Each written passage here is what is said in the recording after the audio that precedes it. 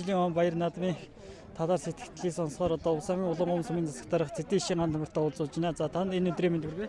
За баярлалаа та бүхэнд бас энэ өдрийн мэндийг хүргье. Тэр нь бас Улаан сумынхаа баяр наадмыг бас нийт улаангомчуудаа одоо шууд дамжуулж хүргэсэнд туйлыг талархаж байна. Өнөөдрийн одоо 96 насны мөрдийн уралдаан болон хүчтэй хөм барилдааны онцлогийн талаар болон бус ажлуудын талаар бас таныг товчхон танилцуулаач. За ерөнхийдөө мөрдийн уралдаан бол сайхан боллоо. Бид нар бас Монгол наадмаа эрхэмлэе. Одоо хуулийн хүрээнд бас сэрвэ хэмжээ. За хэмжээнээс хэтэрсэн мөрдөө хасаад ингээд яг хэмжээндээ хүрсэн мөрдөөдөө одоо уралдуулъя гэсэн юм маань ч гэсэн биелэлээ олж өнөөдөр уяачдын маань сайхан хил амгүй дээр нь уяачд маш их талархууштай байна. 6 насны мөрдөр одоо уралдааныг за хүчит 60 мөх юм барилдаан боллоо. Нэлээд чансан өндөр сумын заан начин золтой хөгчүүд бол бараг 40 хороо хөгчүүд зодглон барилдлаа.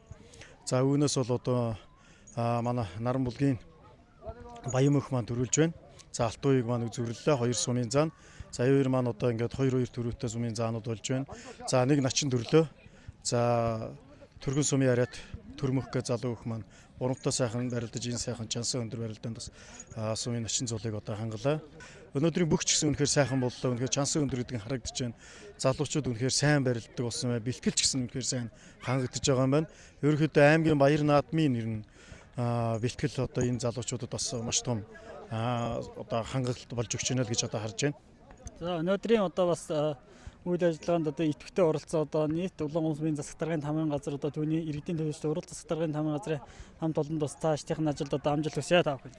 За баярлалаа. Одоо нийт улаан гомчуудаа нийт увсчуудаа өргөн сайхан баяр наадмаа тэмдэглэж бүгдээрээ илгээрээ инх амглан сайхан төрлөөрөө төвшин амглан байхын үлзийтэй сайхан өрөөлийг өргөн дэвшүүлж байна.